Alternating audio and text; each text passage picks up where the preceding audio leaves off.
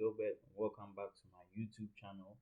So, today we are going to talk about team conflict management. Team conflict management.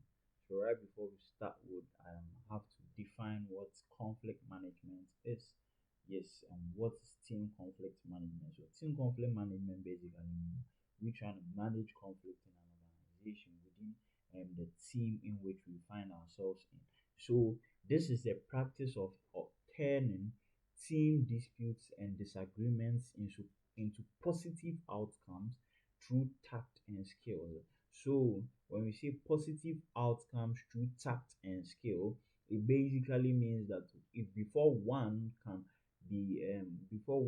manage conflict or manage disputes in an organization, they must acquire or they must wield some particular skills. Yes, so it takes strategies or it takes some sort of skills before you can manage conflict properly in an organization. So um, there are certain strategies one must cultivate or one must bring on board before we can manage conflicts properly in an organization or within the team in which we find ourselves in. So, the first strategy is accommodation. We being able to accommodate each other. So, this is where a team member or this is where a team yes this is where a team member is willing to relinquish their position. So this is where a team member is willing to relinquish their position to compromise. Yes, the second strategy is compromising. So this is where all conflicted parties agree to find common ground through negotiation. So the all conflicted parties, the all parties in disputes, they all agree to find a common ground through negotiation. They all agree to come to a consensus through certain negotiations they have.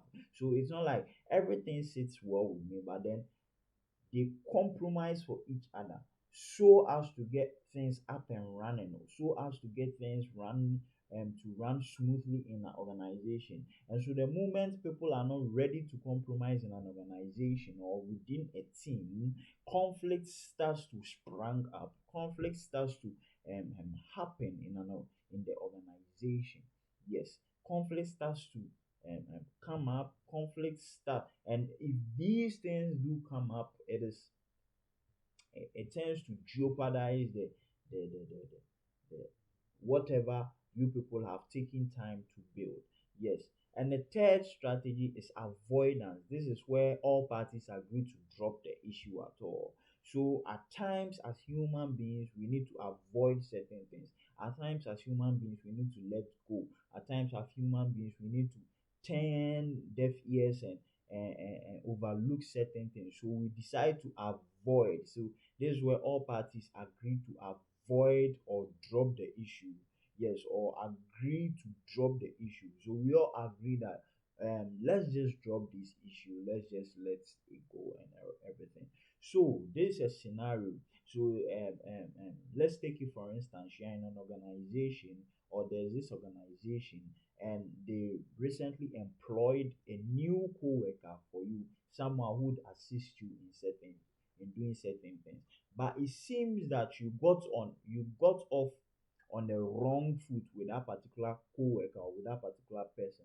That literally means that you your relationship with that person didn't it's not that quite good. You understand? Yes, it is not that quite good, or it's not that quite encouraging or not nice. Yes, and what you are supposed to do as an individual in the team is that you walk to that person, which is the co-worker or your new co-worker, walking towards you or walking to you and speaking to you. So it'll be like you have to own it.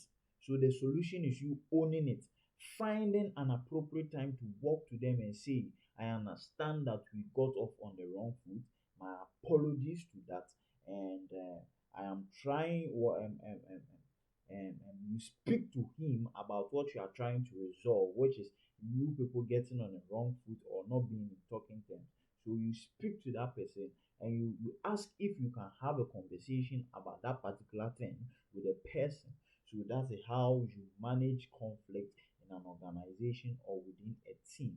Yes, so let's look at some of the steps to conflict management. What is the best way to manage conflict in an organization? So we need to keep communication lines very open. We need to keep communication lines open. We need to focus on the issue and not anything else, and not other things. We need to focus solely on the issue and not the people involved. Focusing on the issue and not the people involved. One way or the other, we've been finding ourselves um, um, um, focusing much more on the people rather than the issue, leaving the issue aside and attacking the people the people. But here is the case that we are meant to focus more on the issue and leave the people alone. Once the issue has been resolved, once the issue has been solved, the people is sit or stay or is able to coexist or is able to exist in one space in harmony. Yes, and we need to listen actively. So these are the best ways to manage team management in an organization. Sorry, these are the best ways to manage team conflict in an organization. So the steps to manage conflict include: we need to learn all we can about the issue. We need to learn all we can about the issue before we tackle the issue. We need to learn all we can about. We are sometimes superficial about most of these things. We don't listen to the whole issue and we draw conclusions. But here is the case that in managing conflict, it is required of you to learn all we can about the issue before we tackle the issue. We need to develop a vision with the team for the future. So developing a vision with the team for the future would also help. And we need to explore ways of resolving the issue together. Exploring ways of resolving the issue together. So in my scenario I gave, the co-worker or the worker went to his co-worker, spoke to him, asked him how we can resolve this particular issue, had a conversation with him, and you can think of it, you can just guess the outcome. They were able to resolve that particular issue. Yes, so in this case, in most cases, we need to explore the ways we can resolve the issue together. Other than coiling and being in your corner, watch people solve it. No, here is the case: we're a team and we are trying to resolve a conflict. Yes, so we need to explore ways to resolve the issue together, and we need to agree on actions that produce a win-win outcome. We need to agree as a team on actions that produce a win-win outcome. So thank you for watching my YouTube video.